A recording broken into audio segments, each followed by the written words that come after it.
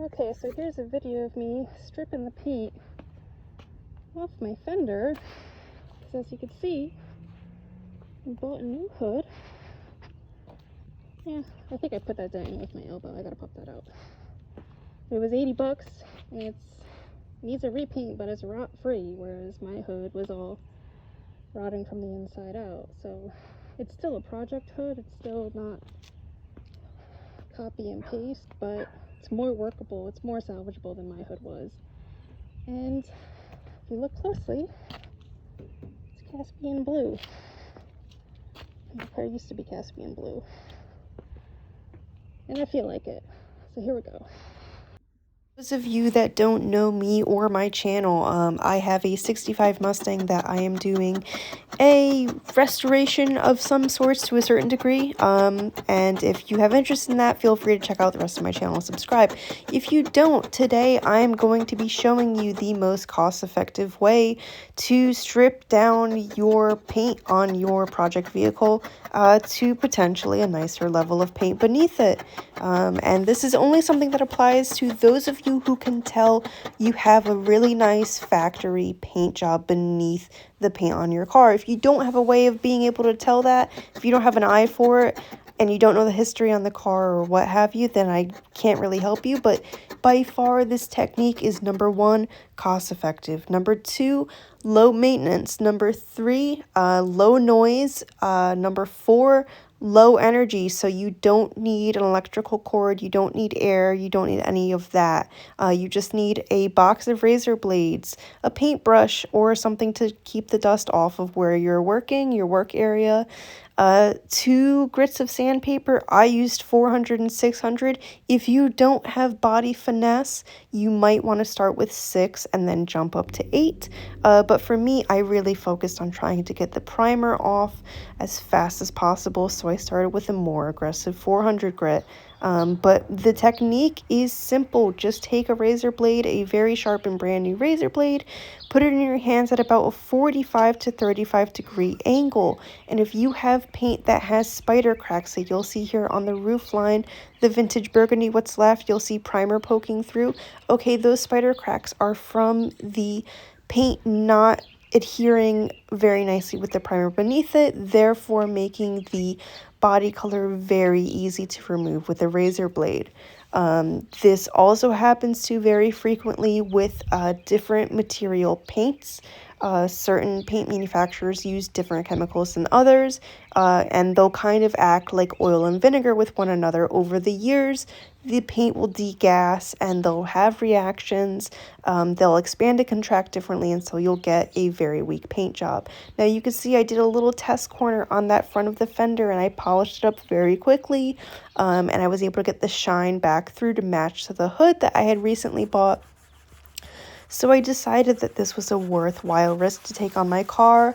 I had known I work at a restoration facility, so I was able to tell that the car was painted Caspian blue twice, once from the factory, once from a gentleman named Wilbur back in 1977, but there's going to be more on that story later on in my channel. If you want to know more, subscribe. But I knew that the paint job that he did was fairly consistent. There were no shrinkage issues. There were no copious signs of filler anywhere. The prep work that was beneath the red all seemed to be very well. Thankfully, they didn't do any skim coats of filler when they did the red. It was just very much reminiscent of an Earl Scheib paint job. For those of you that are too young to know Earl Scheib, it's similar to what we call Mako paint jobs nowadays. So what I did was I used Durablocks whenever and wherever possible, just to try to keep the contours as smooth and consistent as possible. Now obviously this car is almost, I know it's at least 60 years old at this point. Is it approaching 70? I can't remember right now. But there's obviously going to be dents, and these panels were never even that nicely finished from the factory. So you can see there's a ton of low spots still, and there's quite a few high spots. And you can see I'm using this Durablock in a very unconventional way body, guys. I know you're sitting here watching this, you're rolling in your grave, you're about to comment something crazy on this channel, on this video. That's quite all right with me if you do, because this required more of an artistic and unconventional sanding approach to get the desired look I was looking for. I didn't want any primer to be left on top. If I burnt through the Caspian, you could see on the trunk there was a high spot that, you know, was a dent from something at some point, and the factory Caspian blue is shining through beneath the second layer of Caspian and that layer of red oxide. I kind of like that look a lot more than just the primer haphazardly on top, so I was more comfortable sanding through the primer and risking potentially burning through the top layer of Caspian and that red oxide primer, and then into the original paint from Ford beneath that original Caspian. So yeah, it looks a little bit silly on this video. I'm not saying that it doesn't at all. Of course it does.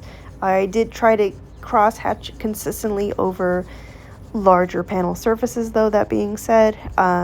So yeah, take what you want from it.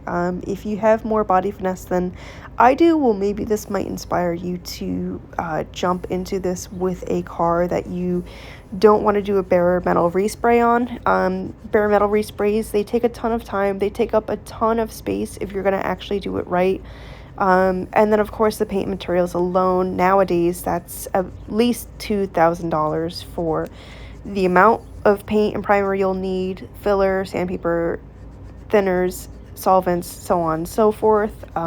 Anyone who says otherwise, I don't know what paint you're buying, but anything reputable that you're going to buy is going to be pretty costly. So for me, I liked the OEM. I liked the story behind Wilbur, a previous owner who had restored this car from the grave back in 75 to 79. So I really wanted to focus on that and share his part of the story and find a way that was really cost effective for me to take this car back to Caspian blue without disassembling it and doing each panel, you know, do a panel a weekend. And even though I didn't finish it yet, I got most of the car pretty done. And the nice thing too is that because it's single stage, you can take it back to a very high polish. You can't necessarily do this with base coat clear, but that's another reason why this was worth saving, was because beneath all of this was a lacquer single stage, and that's obviously a lot more forgiving than so many other paint jobs out there. Whether or not, you know, this is the look that you guys will be going for, you know, I can't say for sure, but if you think, you know, your vision on your car is similar to my vision on my car, then, you know, maybe this is worth it for you. And I hope that this is something to keep in mind, because it's low noise, so our neighbors are very close to our garage, so nothing excessive about this. Obviously no power outlet, no requirement for air, very simple, no respirator either, which is very nice.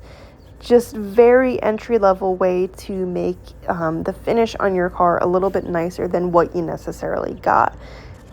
So, you know, if you have all the fancy tools, you have all the technology, maybe you might as well just do a bare metal respray and repaint it. But for hobbyists like myself who don't have a ton of time to devote to that in a short span, and don't have all the money that you want to invest into this, and you just want to be able to continue to drive the car if you need to, then this is perfect for that.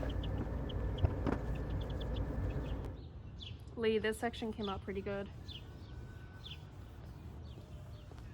I gotta clean up in here, but I know the paint is thin in this area because that's where they feathered it.